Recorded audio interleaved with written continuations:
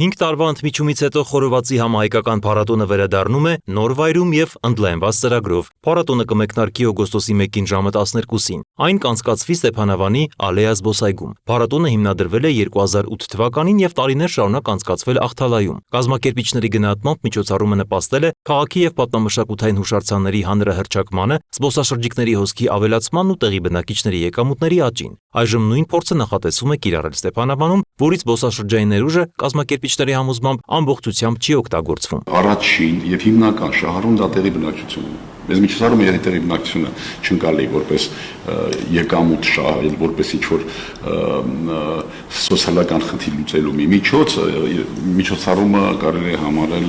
չստացված։ Փառատոնի ընթացքում կանցկացվի խոհարարական մրցույթ 3 անվանակարգով՝ լավագույն համ, լավագույն տեսք եւ լավագույն մտահղացում։ Ընտրվի նաեւ բացարձակ հաղթողը, իսկ Ստեփանավանի համայնքապետարանը հատուկ մրցանակ կսահմանի։ Խորովածը ներկայացվելու է ոչ միայն որպես մսային ուտեստ, այլև որպես պատրաստման եղանակ։ Նախորդ տարիներին մասնակիցները ներկայացել են բանջարեղենի եւ նույնիսկ մրգերի խորոված։ Այս տարվա նորամուծություններից կլինի 3 մետր երկարությամբ քաբաբը, որի համար հատուկ կրակարան է պատրաստվել։ Ամենաիդեալական սահմանումը պարոն Մամուլյանն է տվել, խորովածը դա ոչ միայն ուտեստ է, այլ նաեւ պատրաստման եղանակ եւ ավանդապես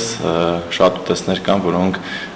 երբեմն նույնիսկ չենք մտածել, որ կարելի է խորովելու միջոցով պատրաստել եւ հուսով եմ այս տարի մենք կունենանք հետաքրքիր ուտեստներ։ Միջոցառումը կշարունակվի մինչև ժամը 22-ը։ Համերգային ծրագրին կմասնակցեն Լոռու մարզի ստեղծագործական խմբերն ու անհատ կատարողները, նաև Երևանից հրավիրված երաժիշտներ։ Փառատոնի մուտքը անվճար է։ Երևանից նախատեսվում է նաև անվճար տեղափոխություն։ Ավտոբուսները Հանրապետության հրապարակից կմեկնեն ժամը 10-ին, իսկ Ստեփանավանից կվերադառնան ժամը 20-ին։ Մասնակցության համար անհրաժեշտ է նախապես գրանցվել փառատոնի պաշտոնական սոցիալական էջերում հրապարակված հղումով։ Զբոսաշրջության կոմիտեն մասնակցում է միջազգային հեղինակավոր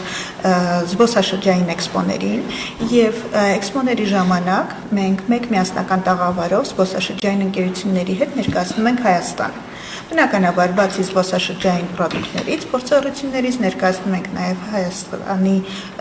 արժեքները, դա գաստրոնոմիան է, դա հայկական գինին է եւ այդ հյուրընկալությունը դա այն հիմնական կետն է, որը գրավում է